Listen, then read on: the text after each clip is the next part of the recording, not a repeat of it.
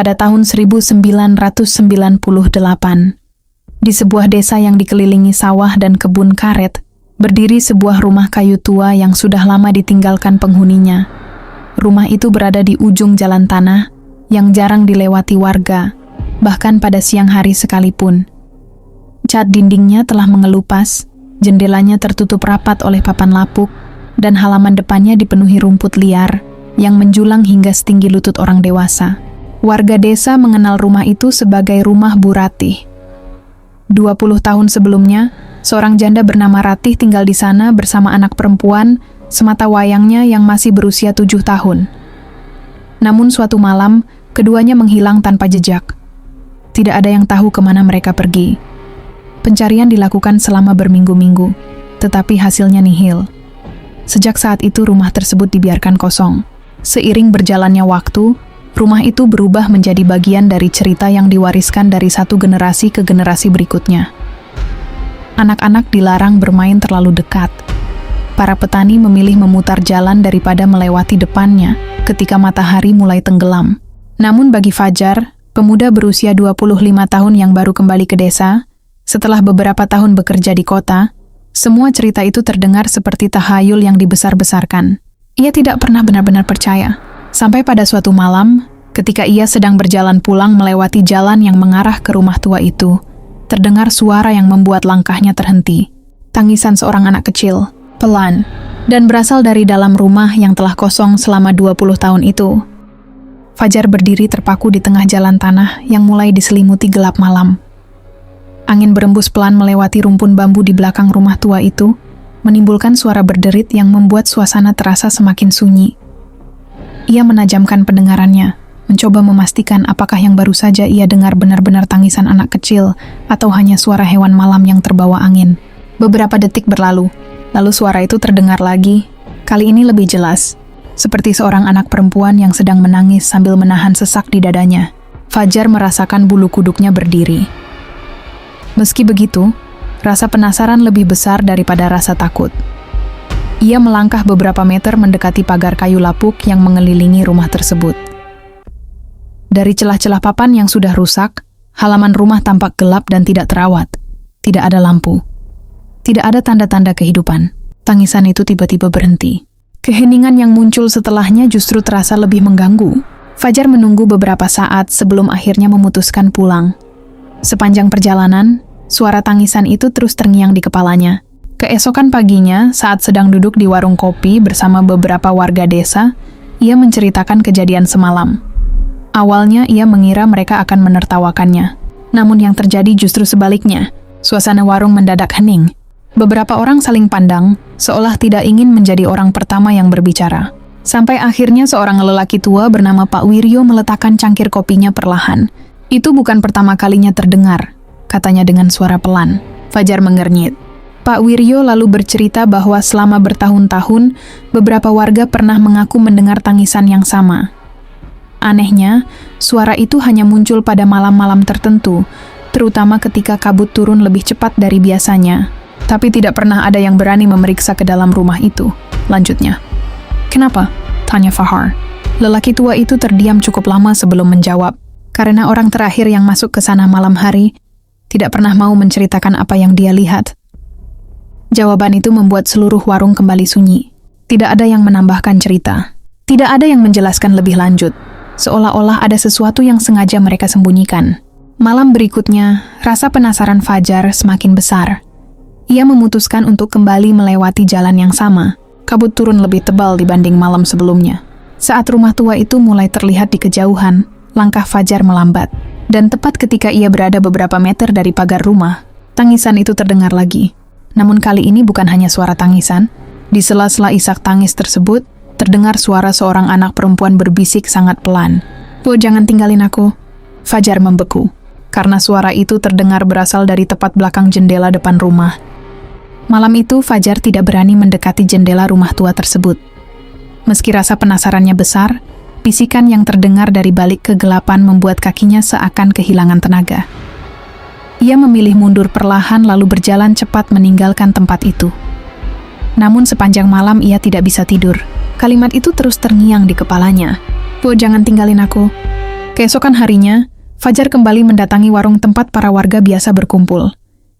Ia mencari Pak Wiryo, berharap lelaki tua itu mau menjelaskan sesuatu yang selama ini disembunyikan warga desa. Awalnya Pak Wiryo menolak bicara, namun setelah terus didesak, ia akhirnya menghela napas panjang dan menatap ke arah rumah tua yang bahkan dari kejauhan masih terlihat menyeramkan. Dulu, sebelum mereka menghilang, Bu Ratih dan anaknya sering bertengkar. Fajar terkejut. Menurut cerita Pak Wiryo, kehidupan Bu Ratih tidak mudah. Sejak suaminya meninggal, ia harus bekerja sendiri untuk membesarkan putrinya yang bernama Sari. Kondisi ekonomi mereka semakin sulit dari tahun ke tahun. Banyak warga yang ingin membantu, tetapi Bu Ratih adalah orang yang tertutup dan jarang menerima bantuan. Beberapa minggu sebelum mereka menghilang, beberapa tetangga mengaku sering mendengar suara tangisan dari dalam rumah itu. Tangisan seorang anak, kadang berlangsung hingga larut malam. Namun pada masa itu tidak ada yang terlalu memperhatikan. Mereka mengira itu hanya masalah keluarga biasa, sampai suatu malam terakhir sebelum keduanya menghilang. Seorang tetangga yang rumahnya paling dekat mengaku mendengar suara teriakan dari dalam rumah. Setelah itu terdengar benda jatuh dan suara tangisan yang sangat keras. Lalu semuanya mendadak hening. Keesokan paginya, rumah itu ditemukan kosong. Tidak ada Bu Ratih, tidak ada Sari, tidak ada tanda perkelahian, tidak ada jejak kaki. Seolah keduanya lenyap begitu saja. Fajar mendengarkan cerita itu dengan saksama. Namun ada satu hal yang mengganggunya. Jika Bu Ratih dan Sari sama-sama menghilang, lalu suara siapa yang masih menangis di rumah itu hingga sekarang? Pak Wiryo tidak menjawab. Wajahnya justru terlihat semakin pucat. Sore harinya, rasa penasaran membawa Fajar ke balai desa lama. Ia mencari arsip-arsip tua yang mungkin masih tersimpan. Setelah berjam-jam membuka tumpukan dokumen berdebu, ia menemukan laporan singkat mengenai hilangnya Bu Ratih dan putrinya. Namun ada satu lembar catatan yang membuat darahnya terasa dingin. Di bagian bawah laporan tertulis bahwa beberapa hari setelah rumah ditemukan kosong, seorang relawan pencarian pernah masuk ke dalam rumah untuk memeriksa seluruh ruangan. Saat berada di kamar belakang, ia menemukan sesuatu yang aneh. Sebuah gambar yang dibuat dengan pensil oleh seorang anak kecil. Gambar itu menunjukkan seorang perempuan berdiri di luar rumah. Sementara seorang anak perempuan tampak berada di dalam rumah sambil menangis di dekat jendela. Di bawah gambar tersebut terdapat tulisan tangan yang masih terbaca jelas. Ibu pergi dan mengunci pintunya. Fajar menelan ludah. Tiba-tiba ia merasa cerita yang selama ini dipercaya warga mungkin tidak sepenuhnya benar. Mungkin Bu Ratih dan Sari tidak menghilang bersama. Mungkin ada seseorang yang tertinggal di dalam rumah itu. Dan malam itu, untuk pertama kalinya sejak 20 tahun berlalu, Fajar memutuskan bahwa ia akan masuk ke rumah tua tersebut untuk mencari jawaban yang sebenarnya. Malam itu langit tertutup awan tebal. Tidak ada bulan, tidak ada bintang. Hanya kabut yang perlahan turun dan menyelimuti jalan-jalan desa. Dengan membawa senter dan keberanian yang mulai bercampur dengan rasa takut, Fajar berjalan menuju rumah tua yang selama 20 tahun menjadi sumber bisik-bisik warga. Semakin dekat ia ke rumah itu, semakin terasa dingin udara di sekitarnya. Rumput liar di halaman bergoyang pelan meski hampir tidak ada angin. Pagar kayu yang lapuk mengeluarkan bunyi berdecit saat didorong. Fajar menarik napas panjang sebelum melangkah masuk ke halaman. Tangisan itu belum terdengar. Justru itulah yang membuat suasana terasa lebih mengganggu. Rumah itu berdiri dalam keheningan yang tidak wajar. Pintu depannya ternyata tidak terkunci. Ketika Fajar mendorongnya perlahan, engsel tua mengeluarkan suara panjang yang memecah kesunyian malam. Ruangan di dalam dipenuhi debu. Meja-meja kayu masih berada di tempatnya, seolah pemilik rumah baru saja pergi kemarin sore. Di salah satu sudut terdapat kursi goyang yang sudah patah sebagian. Dinding rumah dipenuhi bercak lembab berwarna hitam. Fajar menyapu ruangan dengan cahaya senternya. Tidak ada siapa-siapa. Namun saat ia melangkah lebih jauh ke dalam rumah, tiba-tiba terdengar suara tangisan yang sangat pelan. Kali ini bukan dari luar, melainkan dari dalam rumah itu sendiri. Fajar membeku. Suara itu datang dari arah lorong yang menuju kamar belakang. Dengan langkah hati-hati, ia berjalan mengikuti suara tersebut. Setiap papan lantai yang diinjak mengeluarkan bunyi berderak. Semakin dekat ia ke lorong, semakin jelas suara tangisan itu terdengar. Seorang anak perempuan menangis sendirian. Sesekali terdengar suara sesenggukan seperti seseorang yang sudah terlalu lama menangis hingga kehabisan tenaga. Jantung Fajar berdegup semakin cepat. Saat ia sampai di depan kamar belakang, suara tangisan itu mendadak berhenti. Keheningan kembali memenuhi rumah. Perlahan ia mengarahkan senter ke dalam kamar. Kosong. Hanya ada lemari tua yang pintunya terbuka sedikit, dan sebuah ranjang kayu yang hampir hancur dimakan usia. Fajar menghela napas lega. Mungkin semua ini hanya perasaannya saja. Namun tepat ketika ia hendak berbalik meninggalkan kamar, terdengar suara lain. Bukan tangisan, bukan bisikan, melainkan suara langkah kaki. Tok, tok, tok. Langkah itu berasal dari ruangan lain yang berada tepat di belakang dinding kamar. Padahal menurut bentuk rumah yang terlihat dari luar, seharusnya tidak ada ruangan lagi di belakang sana. Fajar mengangkat senternya dan mendekati dinding tersebut. Lalu ia menyadari sesuatu. Di balik lemari tua yang menempel pada dinding, terdapat celah sempit yang hampir tidak terlihat karena tertutup debu dan sarang laba-laba.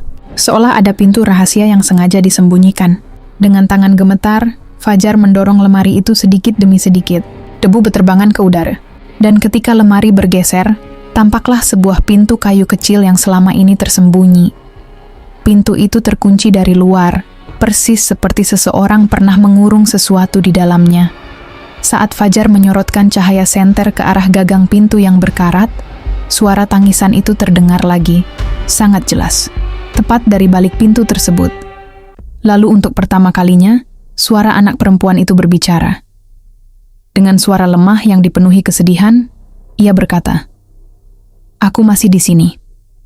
Dan sesaat setelah itu, terdengar suara keras dari dalam ruangan rahasia tersebut, seperti seseorang menghantam pintu dari balik kegelapan. Tubuh Fajar langsung menegang ketika suara benturan itu menggema dari balik pintu rahasia. Brak! Suara itu terdengar begitu nyata hingga debu-debu di sekitar kusen pintu berjatuhan ke lantai. Fajar mundur selangkah. Napasnya memburu. Selama ini ia selalu menganggap cerita warga hanyalah kisah yang dibesar-besarkan oleh waktu. Namun kini ia berdiri tepat di depan sebuah ruangan tersembunyi yang tidak pernah disebut dalam laporan manapun. Dan dari dalam ruangan itu ada sesuatu yang menangis, sesuatu yang berbicara, sesuatu yang mengaku masih berada di sana. Dengan tangan gemetar, Fajar memeriksa kunci tua yang menggantung di pintu. Besi itu sudah berkarat parah, seolah tidak pernah disentuh selama puluhan tahun. Ia mengumpulkan keberanian lalu menariknya sekuat tenaga. Awalnya tidak bergerak, namun setelah beberapa kali hentakan, kunci itu akhirnya patah dan jatuh ke lantai. Saat itulah rumah tua tersebut mendadak menjadi sangat sunyi. Tangisan berhenti. Tidak ada suara apapun, hanya detak jantung Fajar yang terdengar jelas di telinganya sendiri. Perlahan ia mendorong pintu.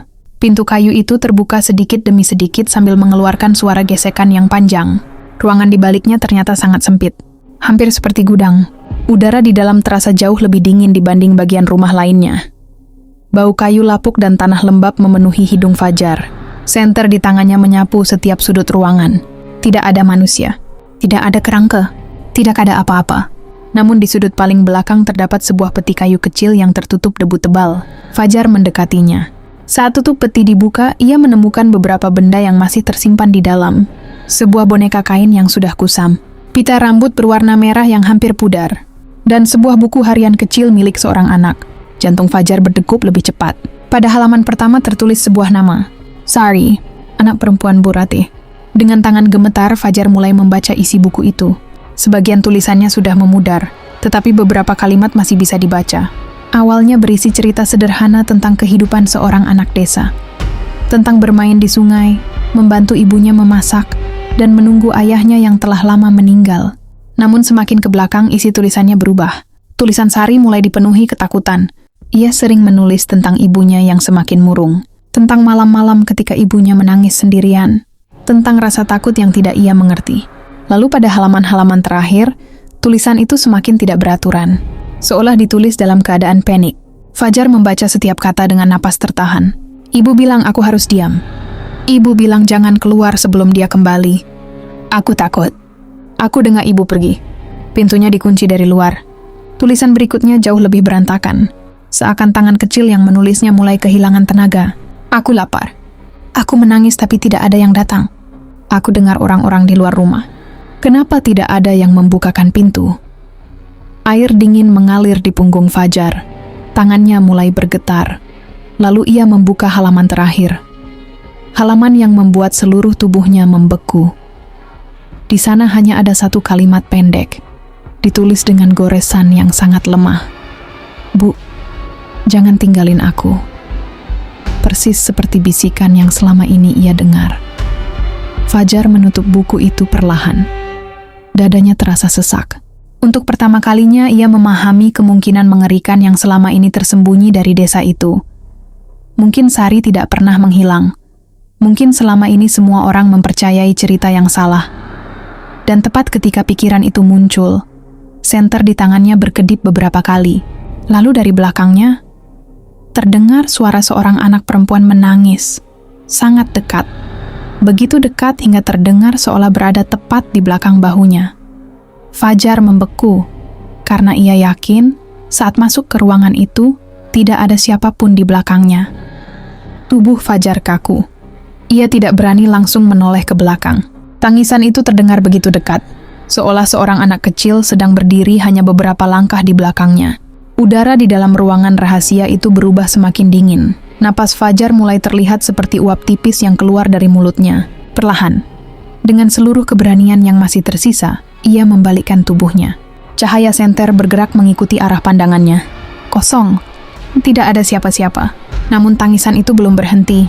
Suara tersebut masih terdengar di dalam ruangan. Sangat jelas, sangat nyata. Fajar memutar sorotan senternya ke setiap sudut. Dinding kayu tua, lantai berdebu, langit-langit yang mulai lapuk. Lalu cahaya itu berhenti pada satu bagian dinding. Ada sesuatu yang tidak pernah ia perhatikan sebelumnya. Bekas goresan kecil, puluhan jumlahnya. Seperti seseorang pernah menggaruk dinding itu selama berhari-hari. Fajar mendekat. Saat cahaya senter menyinari lebih jelas, wajahnya langsung pucat. Di antara goresan-goresan tersebut terdapat tulisan yang dibuat dengan benda tajam. Tulisan yang sudah pudar dimakan waktu, tetapi masih bisa dibaca. Aku di sini. Tolong buka pintunya. Aku takut. Lutut Fajar terasa lemas. Kini ia tidak lagi meragukan apa yang sebenarnya terjadi 20 tahun lalu. Sari tidak pernah pergi dari rumah itu. Anak itu ditinggalkan, terkunci. Enggak ada yang menyadarinya. Tiba-tiba terdengar suara langkah kaki dari luar ruangan rahasia. Tok, tok, tok. Bukan langkah kaki anak kecil, melainkan langkah kaki orang dewasa. Lambat. Berat. Seolah seseorang sedang berjalan menyusuri lorong rumah. Fajar segera keluar dari ruangan itu dan mengarahkan senter ke lorong. Kosong. Namun langkah kaki tersebut tetap terdengar. Semakin dekat, sampai akhirnya berhenti tepat di depan kamar. Lalu keheningan menyelimuti rumah. Beberapa detik berlalu tanpa suara. Kemudian terdengar suara perempuan menangis. Suara yang berbeda dengan tangisan Sari. Lebih berat, lebih dalam, dipenuhi penyesalan yang tak terlukiskan. Dari ujung lorong yang gelap, perlahan muncul sesosok perempuan mengenakan pakaian lusuh yang tampak seperti berasal dari puluhan tahun silam. Kepalanya tertunduk, rambutnya terurai menutupi sebagian wajah. Ia tidak bawa dalan, ia hanya berdiri, diam, memandang ke arah ruangan rahasia. Fajar tidak mampu bergerak. Perempuan itu mengangkat wajahnya perlahan. Air mata mengalir dari matanya yang sayu. Tidak ada kemarahan di wajahnya. Tidak ada kebencian, hanya kesedihan yang begitu dalam. Lalu dengan suara yang hampir tidak terdengar, perempuan itu berkata, "Aku kembali." Tangisan anak kecil mendadak terdengar lagi dari dalam ruangan rahasia. Kali ini jauh lebih keras, seolah telah menunggu kalimat itu selama 20 tahun. Perempuan itu melangkah menuju pintu ruangan yang kini terbuka. Tangisannya semakin keras. Tangisan anak itu juga semakin keras. Dua suara yang selama ini menghantui rumah tersebut akhirnya bertemu dalam satu malam. Fajar hanya bisa menyaksikan. Perempuan itu berhenti tepat di depan ruangan, lalu mengulurkan tangannya ke arah kegelapan di dalam. Dan untuk sesaat Fajar melihat sesuatu. Sosok anak perempuan kecil berdiri di sudut ruangan sambil memeluk boneka kain yang tadi ia temukan di dalam peti. Anak itu menatap perempuan tersebut, tidak menangis lagi, tidak berteriak lagi, hanya menatap, seolah menunggu jawaban yang sudah terlambat datang selama 20 tahun. Malam itu, untuk pertama kalinya sejak rumah tersebut ditinggalkan, tidak terdengar suara tangisan. Yang terdengar hanyalah satu kalimat dari bibir perempuan itu. Kalimat yang dipenuhi penyesalan. "Maafkan ibu." Dan sesaat setelah kata-kata itu terucap, cahaya senter Fajar padam seluruhnya. Rumah itu tenggelam dalam kegelapan. Namun di tengah gelap tersebut, ia mendengar sesuatu yang membuat jantungnya berhenti sejenak. Suara seorang anak kecil yang akhirnya tertawa pelan. Untuk pertama kalinya. Ketika cahaya senter kembali menyala beberapa detik kemudian, Fajar segera mengangkatnya ke arah ruangan rahasia. Namun tidak ada siapa-siapa. Tidak ada anak perempuan. Tidak ada perempuan tua yang menangis. Ruangan itu kosong. Hanya peti kayu tua, dinding yang dipenuhi goresan, dan debu yang perlahan berterbangan di udara. Fajar berdiri mematung. Ia tidak tahu apakah yang baru saja dilihatnya benar-benar terjadi, atau hanya sesuatu yang diperlihatkan rumah itu kepadanya. Namun ada satu hal yang ia sadari. Sejak tadi, rumah itu tidak lagi terasa dingin. Keheningan yang menyelimuti bangunan tua tersebut juga berbeda. Bukan keheningan yang menakutkan, melainkan keheningan yang damai. Seolah sesuatu yang telah lama menunggu akhirnya menemukan akhir perjalanannya.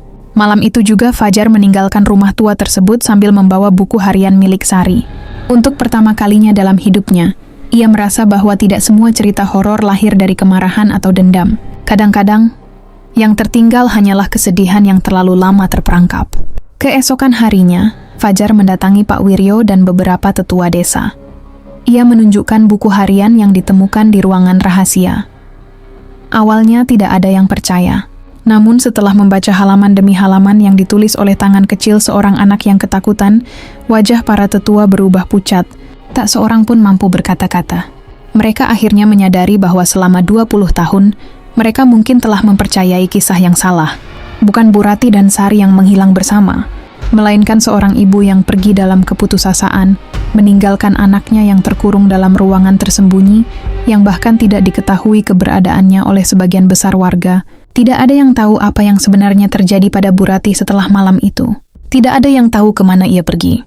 Tetapi semua orang sepakat bahwa Sari pantas mendapatkan doa yang selama ini tidak pernah diberikan kepadanya.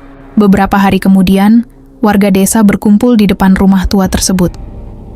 Mereka membersihkan halaman yang selama bertahun-tahun dipenuhi semak belukar. Mereka memperbaiki pagar yang roboh dan mengadakan doa bersama untuk ibu dan anak yang nasibnya telah menjadi misteri selama 2 dekade. Sejak hari itu, tidak pernah lagi terdengar tangisan dari rumah tersebut. Tidak saat kabut turun, tidak saat hujan deras mengguyur desa, tidak juga saat malam-malam panjang ketika angin berembus dari arah kebun karet. Tangisan yang selama ini menghantui warga telah benar-benar menghilang. Waktu terus berjalan, tahun berganti tahun. Rumah tua itu akhirnya dibongkar karena kondisinya yang sudah tidak layak berdiri. Di atas tanahnya kini tumbuh pepohonan dan bunga liar. Anak-anak desa bahkan sering bermain di sekitar tempat itu tanpa merasa takut. Namun hingga akhir hayatnya, Fajar tidak pernah melupakan malam ketika ia membuka pintu ruangan rahasia tersebut. Bukan karena rasa takut, melainkan karena ia belajar sesuatu yang tidak pernah diajarkan siapapun sebelumnya, bahwa kesepian bisa menjadi penjara yang lebih mengerikan daripada ruangan terkunci, bahwa penyesalan bisa bertahan jauh lebih lama daripada usia manusia, dan bahwa terkadang yang paling menakutkan bukanlah hantu yang datang dari kegelapan, melainkan tangisan seseorang yang selama bertahun-tahun hanya ingin didengar. Pesan tersirat. Tidak semua luka terlihat oleh mata. Ada kesedihan yang tersembunyi begitu lama hingga berubah menjadi cerita yang diwariskan dari generasi ke generasi. Karena itu, jangan pernah mengabaikan tangisan, kesedihan, atau jeritan minta tolong dari orang di sekitar kita. Sebab terkadang, satu perhatian kecil yang diberikan tepat waktu dapat mengubah seluruh akhir sebuah kisah.